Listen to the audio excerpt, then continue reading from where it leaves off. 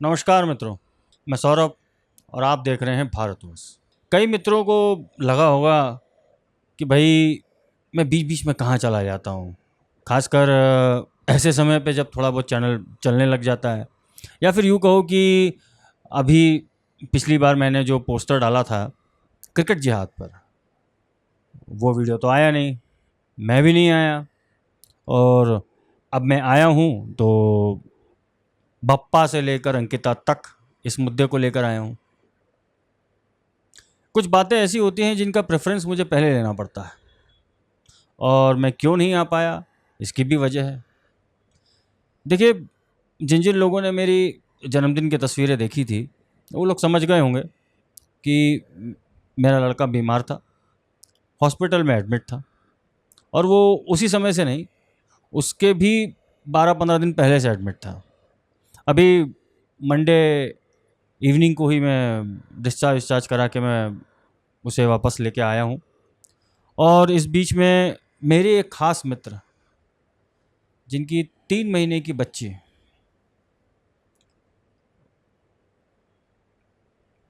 उसे मैं, मेरे एक ख़ास दोस्त जिनकी 3 महीने की बच्ची अभी कैंसर से फाइट कर रही है, ये जितना आप लोगों के लिए शॉकिंग है उतना ही हम लोगों के लिए शॉकिंग था, क्योंकि वो जो मेरे मित्र हैं वो मेरे मित्र भी हैं, मेरे ऑफिस के 10-12 साल के मेरे कॉलीग भी रहे हैं, और कई मेरे ऐसे कामों में मेरे साथ रहे हैं। ये बात मुझे ट्यूसडे को ही मालूम पड़ी थी, और उसके बाद फिर वो भी परेशान थे, वो भी हॉस्पिटल गए, हम गए, डॉक्टरों का पता करना, सही डॉक्टर का पता करना, क्योंकि ऐसी चीज़ों में खर्चे की फ़िक्र से ज़्यादा इस चीज़ की फ़िक्र होती है कि हम इलाज जो है वो कितना सही करा पा रहे हैं और किस सही डॉक्टर के पास जा पा रहे हैं। तो इन सब चीज़ों में मैं लगा हुआ था, और बैक ऑफ द माइंड ये भी था कि जो हमारा भारतवर्ष परिवार है, आप लोगों के लिए जो कमिटमेंट है वो कमिटमेंट भी है। और पिछले 1 महीने में हालांकि चैनल की ग्रोथ हुई, मगर कुछ ऐसे मेरे को झटके भी लगे जिनके बारे में मैं अभी बात नहीं कर पाऊँगा, और वो मुझे इसी यूट्यूब की दुनिया से ही लगे हैं। और आज का मैंने भारतवर्ष पॉडकास्ट रखा भी इसलिए कि आज मैं अपने परिवार से थोड़ा और खुल के बात कर सकूं। ये वीडियो लाइव नहीं है, ये मैं बस कैमरा ऑन करके मैं अपनी बातें आपके सामने कह रहा हूँ। मुझे अभी भी मैंने जो कैमरा ख़रीदा है, क्योंकि पहले तो मोबाइल से शूट करता था, और इस कैमरे को पीसी से बिल्कुल कोऑर्डिनेट करके उसको लाइव करना वगैरह, ये सब अभी मैं झंझट में मैं पड़ा नहीं हूँ। मुझे थोड़ा बहुत आइडिया है, पर लेकिन जल्दी मैं ये करूँगा, चिंता मत करिए, इसकी भी योजना है मेरे पास। क्योंकि being a student of history, मैं खुद चाहता हूँ कि ऐसे सेशंस अब हों जिसमें आप लोगों के सवाल आप लोग मुझे पहले दें या फिर आप लोग मुझे लाइव दें, मैं उनके जवाब दे सकूँ जो मुझे पता है, और भी बहुत सी चीज़ें हैं। मगर जब ऐसी जो घटनाएं होती हैं, जब आपको आपको आपकी औकात याद दिला दी जाती है, तो फिर चीज़ें थोड़ी अलग हो जाती हैं। पिछले महीने मेरे वीडियोस चले, आप लोगों की वजह से चले, आप लोगों के प्यार की वजह से चले, मगर उन सब में मैंने पता नहीं क्या एक चार्ज आ गया था मेरे में, क्योंकि आपको जब दिखा दिया जाता है कि भाई आपकी औकात ये है, तो समझ में आ जाता है।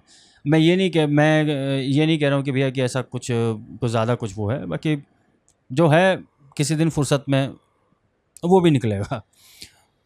मगर वो एक जीवन का सबक है, और एक सबक शायद मैं ये शेयर कर भी सकता हूँ कि भैया आदमी की औकात हर आदमी की एक पर्टिकुलर एक औकात होती है, और औकात से भी बड़ा वर्ड होता है आत्मसम्मान। और जब उस आत्मसम्मान को पूरी तरह से इग्नोर कर दिया जाता है, तब फिर वो बहुत से ऐसे स्टेप्स लेता है जो उसको नहीं लेने चाहिए। क्या, ये बात अलग हो जाएगी। तो मोटा मोटा मैंने आप लोगों को बता दिया कि ये सब चीज़ें चल रही थी। हालांकि अब मैं काफ़ी फ्री हूँ काफ़ी चीज़ों से, और आप लोगों के लिए अच्छी खबर भी है कि मैं वापस अपने जो मेरी बुक है उसको लिखना मैंने स्टार्ट कर दिया है। और जब भी मैं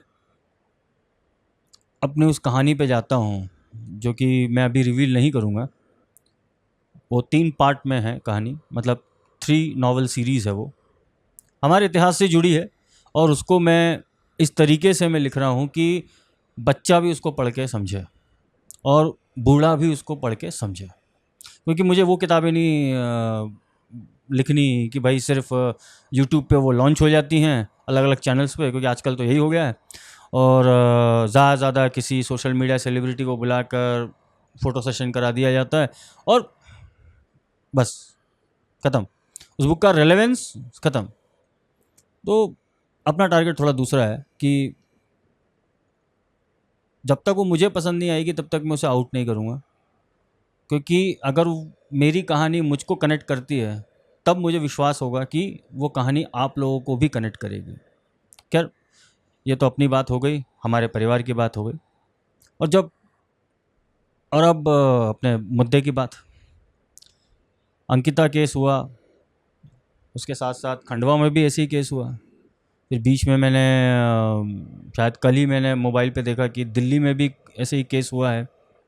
ये केस बढ़ नहीं रहे हैं, ये केस आपको सिर्फ इनकी जानकारी ज़्यादा हो रही है, ये हकीकत है, इसमें रत्ती भर का भी झूठ नहीं है। ना ये केस आज से हो रहे हैं और ना ये केस कल बंद होंगे। क्योंकि मैं आपको इसका एक छोटा सा एग्जांपल देता हूँ। मुझे आप लोग कमेंट में ज़रूर बताइएगा कि आप में से कितने लोगों ने कल्कि पुराण पढ़ा है। अगर नहीं पढ़ा है तो जाएं और कल्कि पुराण, मतलब वो एक पुराण का भी एक छोटा सेक्शन है, मतलब वो उसको एक सब पुराण कहा जाता है, तो उसको खरीदें just for the sake of knowledge, to understand कि हम लोग हैं कौन। जिनको साइंटिफिक रीजंस चाहिए उनके लिए कह रहा हूँ। तो उसमें आप पढ़ेंगे तो आपको ये साफ साफ मेंशन है उसमें कि जो कल्कि अवतार होगा वो उन सभी का संहार करेगा, उन सभी से लड़ेगा जो अधर्मी होंगे, जो वेदों को नहीं मानते होंगे, जो वेदों के प्रिंसिपल को नहीं मानते होंगे। अब इसका मतलब क्या हुआ, इशारा आप लोग समझ गए। मगर अगर यही बात कोई बड़े से यूट्यूब चैनल, बहुत बड़ा यूट्यूब चैनल हो और जिसको सेलिब्रिटीज़ भी आते हो उस पर, फिल्म स्टार्स से लेकर बड़े बड़े इन्फ्लुएंसर्स, पता नहीं कौन कौन, वहाँ वो एक व्यक्ति आके बात बोल रहा है तो एंकर अगर उसको ये टोक दे कि नहीं नहीं नहीं इसका मतलब क्या है, जो लोग हिंदुइज्म को नहीं मानते वो, भाई मतलब तो यही है। मगर जो एंकर है वो जो इस चीज़ को नरेट कर रहा है उसको मजबूर कर गया इसकी डेफिनेशन बदलने को, कि हाँ मतलब जो काइंडनेस नहीं मानता हो, जो ये ना मानता हो, भाई ये काइंडनेस नहीं है, ये इग्नोरेंस है। ऐसे वीडियोस को व्यूज़, ऐसे चैनल्स के सब्सक्राइबर्स, ऐसे चैनल्स को देखने वालों की तादाद बहुत ज़्यादा है। जो हमारे यहाँ हमारे यूट्यूब चैनल या फिर बाकी कोई और भी राष्ट्रवादी यूट्यूब चैनल्स हैं उन पे टाइप कर देते हैं ना कि यार ये तो हमें पता है। आपको पता है, हो सकता है कि जो अभी देख रहे हैं वो भी लिख दें कि भाई मुझे पता है, मगर भाई आपको छोड़कर बाकी 9 को नहीं पता है। आप उन 10 में से 1 हो सकते हैं, उन 100 में से 10 हो सकते हैं, उन 90 का क्या? समझ में आई बात? क्यों कहा जाता है कि भैया कि अगर आपको ये वीडियो अच्छा लगे तो आप इसको लाइक करें, कमेंट करें, शेयर करें, ताकि जो चीज़ें आपको मालूम पड़ चुकी हैं वो उन लोगों को भी मालूम पड़े जिनके सामने अभी भी पर्दे पड़े हुए हैं। भाई लाल सिंह चड्ढा ने जो भी पैसा कमाया, कुछ तो कमाया ना। मज़ा तो जब आता है कि जब पूरी तरह से डाउन होता है उसका। कमा गई फिर भी वो ओवरसीज़ कमा रही या जो भी कमा रही, फिर भी थोड़ा बहुत तो कुछ लोग तो गए, ये तो मानना पड़ेगा, है ना। फर्स्ट डे ओपनिंग जो इसकी जो लाइगर मूवी की हुई वो भी आप चेक कर सकते हैं। मतलब कुछ तो परसेंटेज है जो लोग जाते हैं, और बहुत से ऐसे भी लोग होंगे जो शायद मोबाइल पे देखें। और फिर अंकिता के केस में और निर्भया के केस में आप मेरी बात समझिए कि जो निर्भया का जो केस हुआ था उस समय जो एक अप्रोर सोसाइटी में आया था, और जो अंकिता के केस में हम सब देख रहे हैं, एक आध दो जगह बात हुई, बीजेपी के कुछ नेता गए, कपिल मिश्रा जी गए, एक वो नेता भी गया, क्या नाम है उसका, मुकेश तिवारी, नहीं अब भूल जाता हूँ यार वो, हाँ तिवारी भैया, तो वो भी गए। हालांकि इससे पहले वो जाते नहीं थे मगर अब जाने लग गए हैं, अच्छी बात है। ना ही सिर्फ जाना चाहिए बल्कि खुद के एरिया में भी जो हो रहा है उस पर भी ध्यान देना चाहिए। तो ये सब होता है। बहुत से हिंदू लिखते हैं कि भाई अब हिंदुओं के रहने लायक ये देश नहीं है, आधी तो ये जमात आ जाती है, आधे वो लोग हैं जो सीधे मौलाना मोदी या फिर अरे योगी को लाओ, अरे इसको लाओ। सब आंसर्स जो हैं वो सॉल्यूशन की तरफ है ही नहीं। कोई आपके सामने आंख में आंसू ले आएगा, नौटंकी चालू हो जाएगी, तू चुप क्यों है भाई, तू जवाब दे, तू ये कर, तू वो कर, हम कैसे जिएंगे। ये सारी भसड़ आप सब देख चुके हैं, आगे भी देखेंगे। मगर सॉल्यूशन क्या है? सॉल्यूशन सिर्फ यही है, जैसे आप लोगों ने इस बीफ वुड को सिर्फ अभी 1-1.5 महीने में घुटनों पे लाया है। हालांकि ये 1 महीने पे रुकना नहीं है, और इसका क्या कनेक्शन है ये भी मैं आपको बताता हूँ, बल्कि ये लंबा जाना चाहिए। वैसे ही हर चीज़ को दूसरों पे जिम्मेदारी थोप कर हम बच नहीं सकते। जो हुआ वो हमारी आंखों के सामने हुआ, हमने खुद देखा, हम सभी ने, कि कैसे अब उसकी तस्वीरें भी वायरल की जा रही हैं, उस बच्ची की, अंकिता की। ये प्रूफ करने में लगे हुए लोग कि भैया देखो ये तो पहले से ही ये तो आशिक है, जो ये वामपंथियों का आर्गुमेंट है ना कि ये तो शाहरुख है, वो बाजीगर वाला शाहरुख बना रहे हैं इसको। ये भी हुई हमारे सामने कोशिश, मगर जो एजेंडा, जो असली जो टैक्टिक्स है वो अब सामने तो आई ना, कि बांग्लादेश से एक किसी संगठन से जुड़े हुए लोग हैं, ये लव जिहाद का ही मामला है। जिस चीज़ को राजनाथ सिंह जी कह रहे थे लव जिहाद क्या होता है, याद होगा कुछ लोगों को, अगर याद नहीं है तो चेक कर सकते हैं, यूट्यूब पर क्लिप पड़ी है कि ये लव जिहाद क्या होता है। राजनाथ सिंह जी उस समय गृह मंत्री थे, ये मोदी जी के ये जो पहला टर्म था उस समय की बात है। और अभी ये राघव चड्ढा, एक और ऐसे बड़े ऐसे यूट्यूबर जिसको मिलियंस एंड मिलियंस लोग देखते हैं, उस पर आगे बोलता है कि भाई लव जिहाद इज़ अ फ्रॉड, इंग्लिश में बोले तो लव जिहाद इज़ अ होएक्स, यू नो। तो हमारे सामने इसको नॉर्मलाइज भी किया जाता है, इसको डिफेंड भी किया जाता है, और फिर इसको हमारे सामने वाइट वॉश कर दिया जाता है। तो इस चीज़ से बचने का उपाय क्या है? सीधी बात है, सरकारों के भरोसे तो हम नहीं बैठ सकते, ना ही किसी नेता के भरोसे। याद कीजिए मैंने कन्हैयालाल जी के समय क्या कहा था कि हम सबको लोकली खड़ा होना होगा। जब तक आप लोकली मजबूत नहीं होंगे, अब उसमें यह भी आता है कि आप अपने घर परिवार के अंदर अपने बच्चों को, अपनी बच्चियों को क्या मॉरल एजुकेशन दे रहे हैं। भाई ये एक बात तो क्लियर है ना कि हम लोग जो लोग देख रहे हैं, खासकर जो 30-35 या फिर ये वाली जनरेशन जो है, इसके ठीक ऊपर वाली जनरेशन, इसमें से कई ऐसे लोग हैं जिन्होंने अपनी नीचे की जनरेशन को हिंदुत्व के बारे में कुछ पास ऑन ही नहीं किया, बताया ही नहीं कि हमारे जो दादा दादी या नाना नानी एक वर्ड यूज़ करते थे, खासकर नॉर्थ में वर्ड ज़्यादा यूज़ होता है, मलेच्छ। इसका मतलब क्या है भाई? सीधी बात है ना, ये बोल के तो स्किप नहीं किया जा सकता कि ये तो भाई इनकी एज ज़्यादा थी, इन्होंने बोल दिया, क्या मतलब भाई? क्योंकि माहौल तो यही बनाया जाता है, फिल्मों के ज़रिए, सीरियल्स के ज़रिए यही दिखाया जाता है कि जो घर में जो बड़ा बुज़ुर्ग होता है, या तो वो काफ़ी ज़्यादा मजाकिया किस्म का होगा या फिर एकदम सटका वाला होगा, ताकि माइंड में ये चीज़ डाल दी जाए कि जो हमारे घर का जो बड़ा बुज़ुर्ग है, अगर वो कोई बात कह रहा है तो उसको सीरियसली नहीं लेना, बस ये एक बात है। तो ये जो वर्ड है मलेच्छ, इसका मतलब क्या है? मलेच्छ का मतलब वो होता है जो धर्म में विश्वास नहीं रखता, जो अधर्मी होता है। इस मलेच्छ शब्द का जो ओरिजिन है बहुत बहुत पुराना है, हमारे वैदिक काल से इसका सीधा सीधा संबंध है।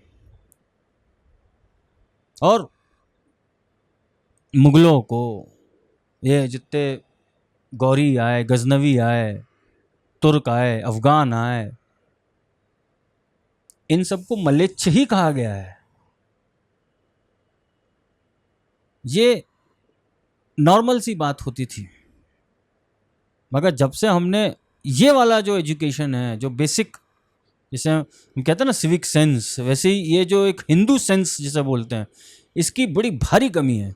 जैसे हम देखते हैं कि कोई जब हमारे सामने की रेड लाइट ऑफ हो जाती है और ग्रीन लाइट आ जाती है, तभी ये वो सामने से वो बहुत से छोटे शहरों में ऐसा होता है कि जब ग्रीन लाइट चालू हो जाती है तभी इंसान पैदल चलने लग जाता है। तो ये तो सिविक सेंस की कमी दिखाता है ना। तो ऐसे ही हिंदू सेंस की बड़ी भारी कमी है। अब इस सेंस को भरने का काम कहीं ना कहीं संत समाज के हाथ में भी था। अब ज़्यादा बोलेंगे तो फिर किसी न किसी का भक्त नाराज़ हो जाएगा। संत समाज को भी अब लोगों का उतना सहयोग मिलता नहीं जितना उनको मिलना चाहिए। ये अगेन ये बात भी डिबेटेबल है and it works two ways. ऐसे अभी हमने 2-3 दिन पहले ये भी देखा कि गणेश चतुर्थी, और उस पर हम ही हिंदुओं को हमारे ही गणेश जी को स्थापित करने के लिए कोर्ट जाना पड़ा। वो ईदगाह वाला ईदगाह जो ग्राउंड है उसका मामला, और एक और कोई ग्राउंड है, दोनों शायद केसेस बेंगलोर के ही हैं, आसपास के ही हैं। एक का तो फैसला रात के 11:30 बजे आता है, एक को सुप्रीम कोर्ट यथास्थिति कर देता है। तो अल्टीमेटली लड़ाई तो शायद हर फ्रंट पे चल रही है, और हमें इसके लिए तैयार रहना पड़ेगा। देखिए, आप पर हमले तभी होंगे जब आप अपने असली रंग में आना शुरू होंगे। भाई जब तक आप बेवकूफ़ बनकर बैठे थे, आप सेकुलर बनकर बैठे रहोगे, तब तक कोई आपको कुछ नहीं बोलेगा। क्योंकि भाई सीधी बात ये है, जब तक आप मुर्गी बन के बैठे हो, पीछे से आपकी गर्दन कट जाएगी, ना आपको पता ना बाजू वाले को पता।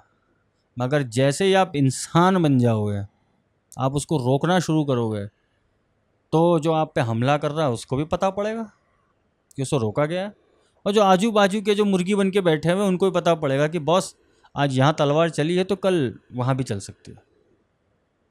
ये जो हमारे देश में पिछले कुछ समय से हिंदुओं के अंदर धीरे धीरे एक अवेयरनेस बढ़ रही है, ये एक सबसे बड़ा कारण है इन चीज़ों का ज़्यादा होना और इसका अब हाईलाइट होना। अभी शायद कल या परसों ही मेरे पास एक व्हाट्सएप किया था किसी ने मुझको कि हैदराबाद में एक व्यक्ति ने स्विगी या जोमेटो पता नहीं, उसमें मैसेज डाला, रिक्वेस्ट डाली कि भैया जो डिलीवरी बॉय होगा वो शांतिदूत नहीं होना चाहिए।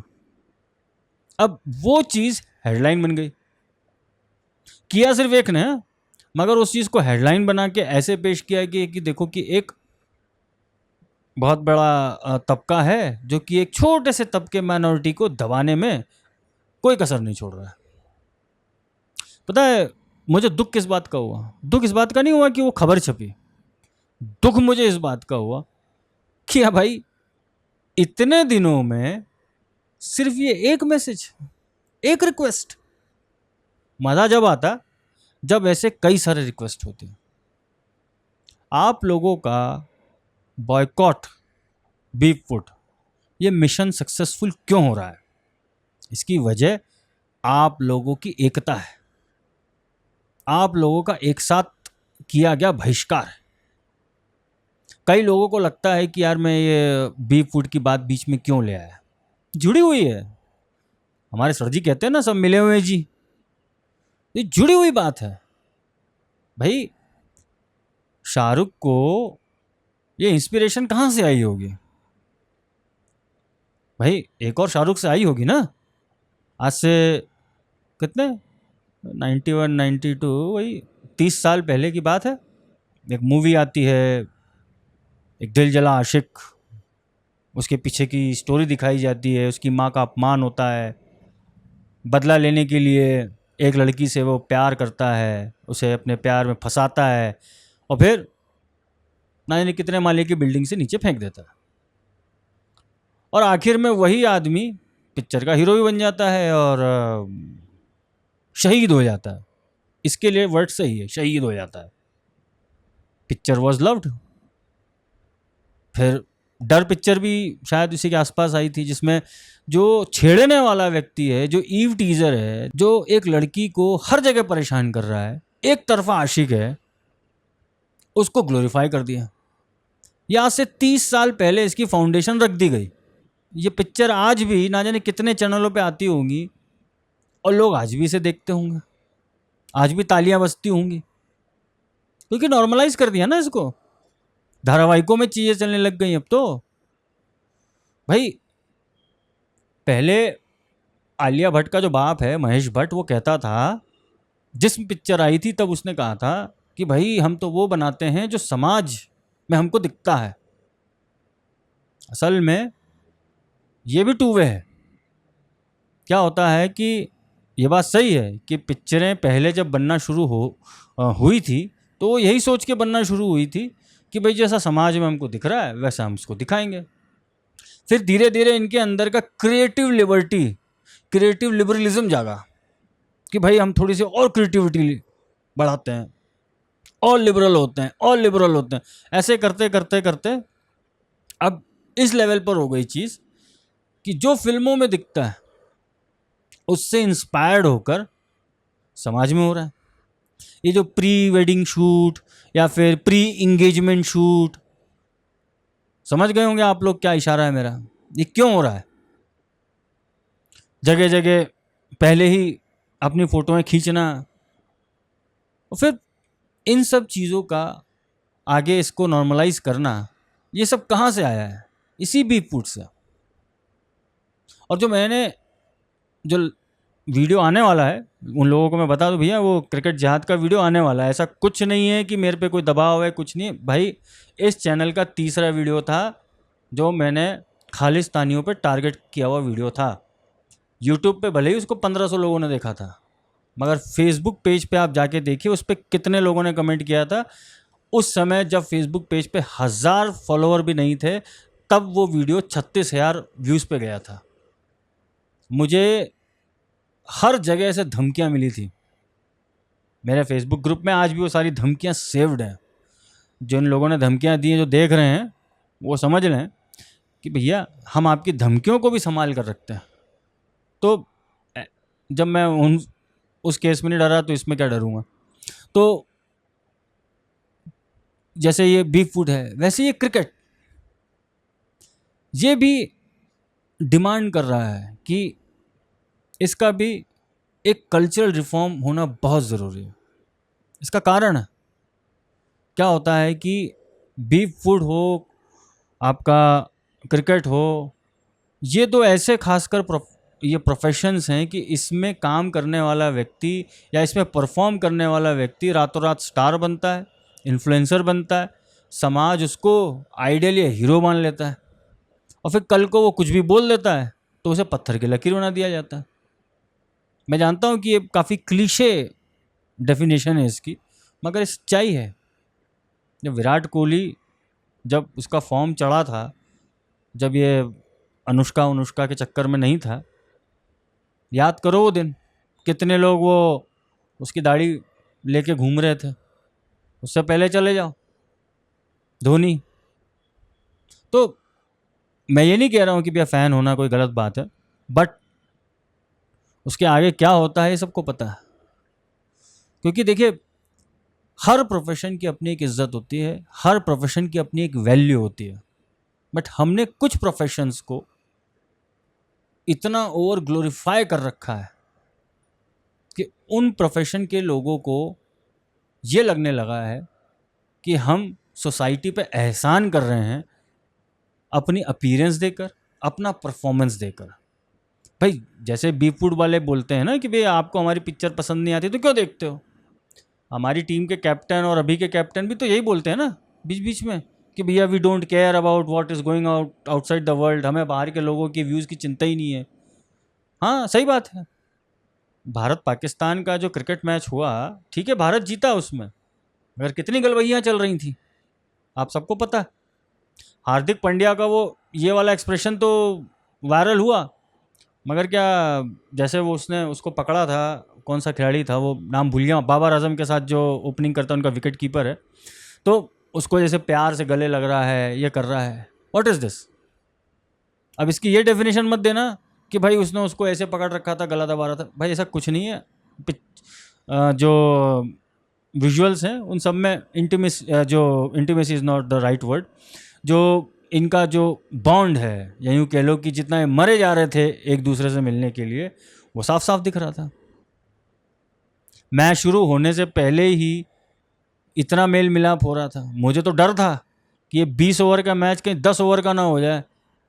भैया टाइम लगता ना मेल मिलाप में, पता चला एशिया कप वाले यही डिसाइड कर दें कि भैया ये जो 10 ओवर हैं, इस 10 ओवर में तुम लोग जितना मिलना जुलना है वो कर लो, और बाकी के 10 ओवर में तुम लोग खेल लो। हो सकता है। तो this crickwood also needs to be check. इसीलिए इस पर भी काम करना बहुत ज़रूरी है। बीफ वुड के साथ साथ इस पर भी वीडियोज़ आएंगे, चिंता मत करिए, सब पे निगाहें हैं। ये समय जो है रोने धोने का नहीं है, ना ही कंप्लेन करने का है। ये समय है अपने अंदर के हिंदू सेंस को डेवलप करने का।